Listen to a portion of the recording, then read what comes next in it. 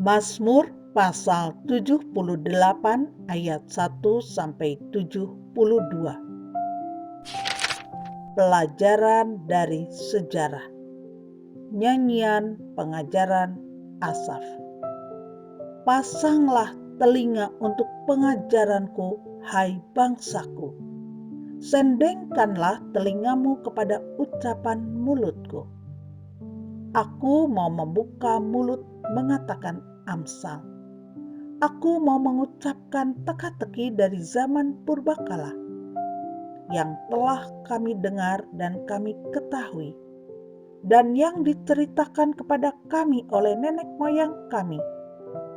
Kami tidak hendak sembunyikan kepada anak-anak mereka, tetapi kami akan ceritakan kepada angkatan yang kemudian puji-pujian kepada Tuhan dan kekuatannya dan perbuatan-perbuatan ajaib yang telah dilakukannya. Telah ditetapkannya peringatan di Yakub dan hukum Taurat diberinya di Israel. Nenek moyang kita diperintahkannya untuk memperkenalkannya kepada anak-anak mereka,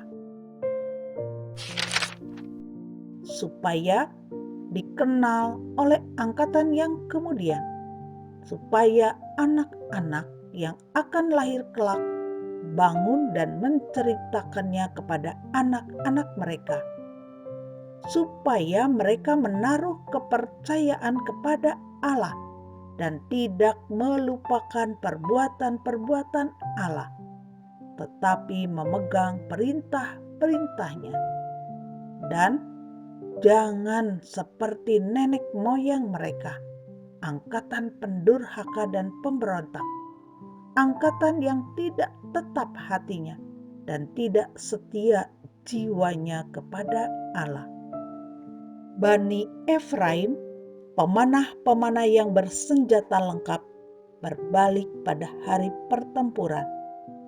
Mereka tidak berpegang pada perjanjian Allah dan enggan hidup menurut Tauratnya. Mereka melupakan pekerjaan-pekerjaannya dan perbuatan-perbuatannya yang ajaib yang telah diperlihatkannya kepada mereka. Di hadapan nenek moyang mereka dilakukannya keajaiban-keajaiban di tanah Mesir, di padang Zoan, di belahnya laut, diseberangkannya mereka, didirikannya air sebagai bendungan, dituntunnya mereka dengan awan pada waktu siang, dan semalam suntuk dengan terang api. Dibelahnya gunung batu di padang gurun, diberinya mereka minum banyak air seperti dari samudra raya. Dibuatnya aliran air keluar dari bukit batu, dan dibuatnya air turun seperti sungai. Tetapi mereka terus berbuat dosa terhadap Dia dengan memberontak terhadap Yang Maha Tinggi di padang kering. Mereka mencobai Allah dalam hati mereka dengan meminta makanan menuruti nafsu mereka. Mereka berkata terhadap Allah, "Sanggupkah Allah menyajikan hidangan di padang gurun?" Memang Ia memukul gunung batu sehingga terpancar air dan membanjir sungai-sungai. Tetapi sanggupkah Ia memberikan roti juga atau menyediakan daging bagi umatnya? Sebab itu, ketika mendengar hal itu, Tuhan gemas. Api menyala menimpa Yakub, bahkan murka bergejolak menimpa Israel. Sebab mereka tidak percaya kepada Allah dan tidak yakin akan keselamatan daripadanya.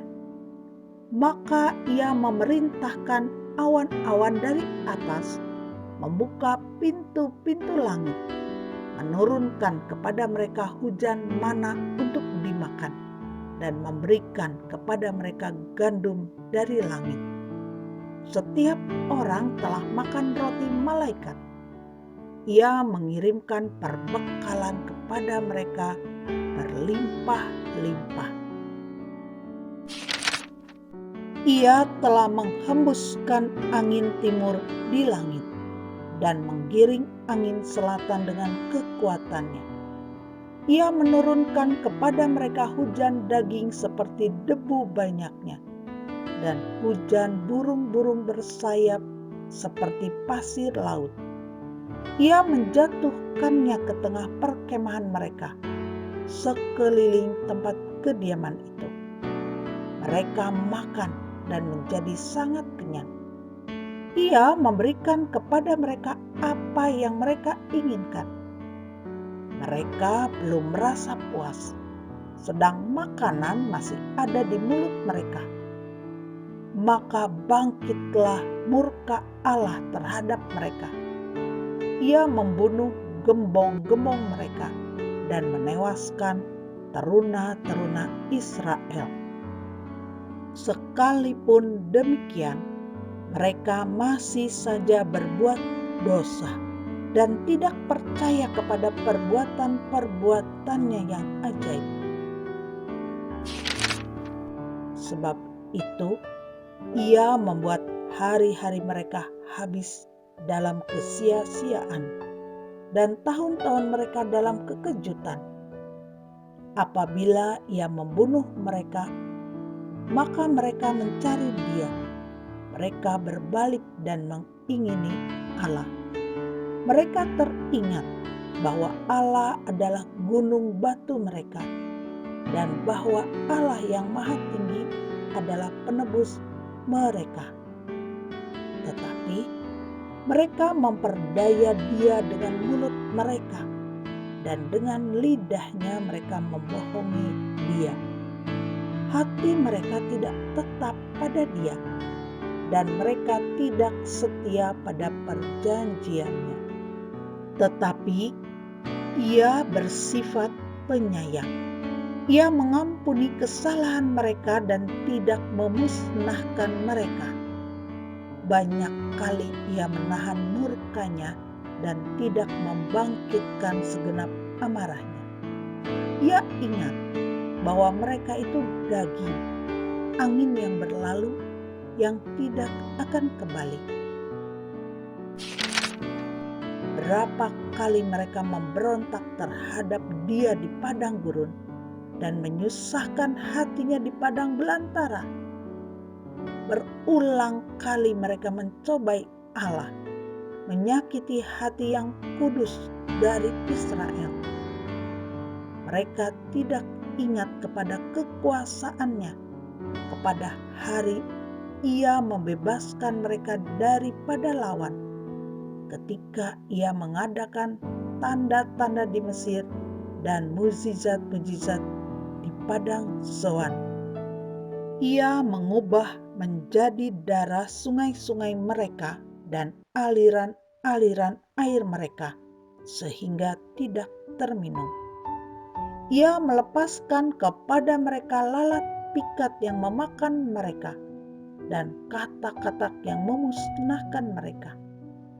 Ia memberikan hasil tanah mereka kepada ulat, dan hasil jerih payah mereka kepada belalang. Ia mematikan pohon anggur mereka dengan hujan batu, dan pohon-pohon ara mereka dengan embun beku. Ia membiarkan kawanan binatang mereka ditimpa hujan es, dan ternak mereka disambar halilintar. Ia melepaskan kepada mereka murkanya yang menyala-nyala, kegemasan, kegeraman, dan kesesakan.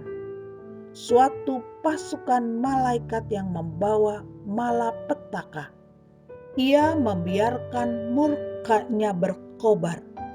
Ia tidak mencegah jiwa mereka dari maut, Nyawa mereka diserahkannya kepada penyakit sampar. Dibunuhnya semua anak sulung di Mesir. Kegagahan mereka yang pertama-tama di kemah-kemah Ham. Disuruhnya umatnya berangkat seperti domba-domba. Dipimpinnya mereka seperti kawanan hewan di padang gurun. Dituntunnya mereka dengan tentram, sehingga tidak gemetar, sedang musuh mereka dilingkupi laut. Dibawanya mereka ke tanahnya yang kudus, yakni pegunungan ini yang diperoleh tangan kanannya. Dihalaunya bangsa-bangsa dari depan mereka, dibagi-bagikannya kepada mereka tanah pusaka dengan tali pengukur, dan disuruhnya suku-suku Israel mendiami kemah-kemah mereka itu. Tetapi mereka mencobai dan memberontak terhadap Allah yang Maha Tinggi dan tidak berpegang pada peringatan-peringatannya. Mereka murtad dan berkhianat seperti nenek moyang mereka, berubah seperti busur yang memperdaya. Mereka menyakiti hatinya dengan bukit-bukit pengorbanan mereka, membuat dia cemburu dengan patung-patung mereka. Ketika Allah mendengarnya, ia menjadi gemas. Ia menolak Israel sama sekali. Ia membuang kediamannya di Silo, kemah yang didiaminya di antara manusia. Ia membiarkan kekuatannya tertawan, membiarkan kehormatannya jatuh ke tangan lawan. Ia membiarkan umatnya dimakan pedang, dan gemaslah ia atas miliknya sendiri. Anak-anak teruna mereka dimakan api, dan anak-anak dara mereka tidak lagi dipuja dengan nyanyian perkawinan. Imam-imam mereka gugur oleh pedang, dan janda-janda mereka tidak dapat menangis. Lalu terjagalah Tuhan seperti orang yang tertidur, seperti pahlawan yang siuman dari mabuk anggur. Ia memukul mundur para lawannya. Ia menyebabkan mereka mendapat celah untuk selama-lamanya. Ia menolak kemah Yusuf, dan suku Efraim tidak dipilihnya. Tetapi ia memilih suku Yehuda, gunung Sion yang dikasihinya. Ia membangun tempat kudusnya setinggi langit, laksana bumi yang didasarkannya untuk selama-lamanya. Dipilihnya Daud, hambanya. Diambilnya dia dari antara kandang-kandang kambing domba, dari tempat domba-domba yang menyusui didatangkannya dia, untuk menggembalakan Yakub, umatnya, dan Israel, miliknya sendiri. Ia menggembalakan mereka dengan ketulusan hatinya, dan menuntun mereka dengan kecakapan tangannya.